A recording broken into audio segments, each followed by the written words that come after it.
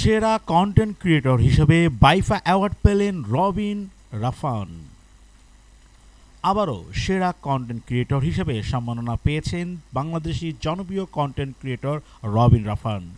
ঢাকার BCSC hall of fame প্রাঙ্গণে অনুষ্ঠিত হয়ে গেল বছরের সবচেয়ে জাঁকজমকপূর্ণ ও বহুল প্রতীক্ষিত অনুষ্ঠান কিডলন পাওয়ার চতুর্থ বাইফা অ্যাওয়ার্ড।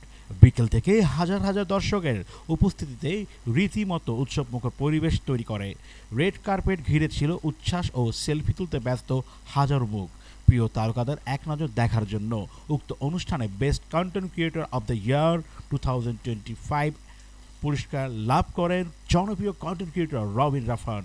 খুব অল্প সময়ে রবিন রাফান তার টেকনোলজি, এআই, ভিএফএক্স ও সামাজিক সচেতনমূলক ভিডিও কন্টেন্টের মাধ্যমে দেশ ও বিদেশি দর্শকদের মাঝে জনপ্রিয়তা পেয়েছেন। তারই এই অর্জন কন্টেন্ট ইন্ডাস্ট্রিতে এক গুরুত্বপূর্ণ মাইলফলক হিসেবে বিবেচিত হয়েছে। অনুষ্ঠানে উপস্থিত ছিলেন বাংলা চলচ্চিত্র ও বিনোদন জগতের এক ঝাঁক তারকা।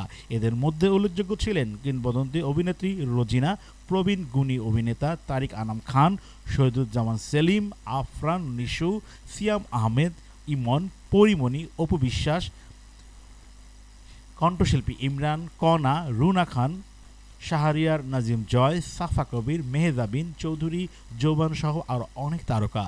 অনুষ্ঠানে ছিল মনোমুগ্ধকর ফ্যাশন শো, গানের পরিবেশনা, নৃত্য ও বিনোদনে ভরপুর আকর্ষণীয় সেগমেন্ট। এ যেন তারকাদের মহামিলন মেলা।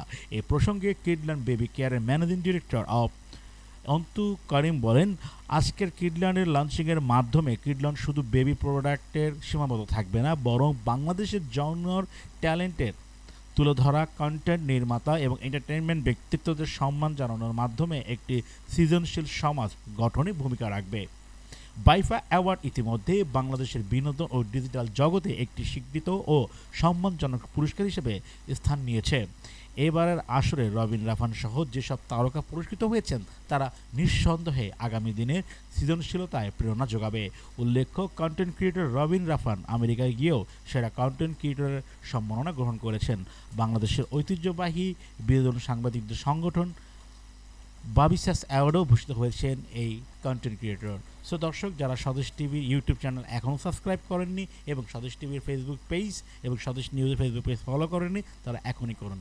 ধন্যবাদ।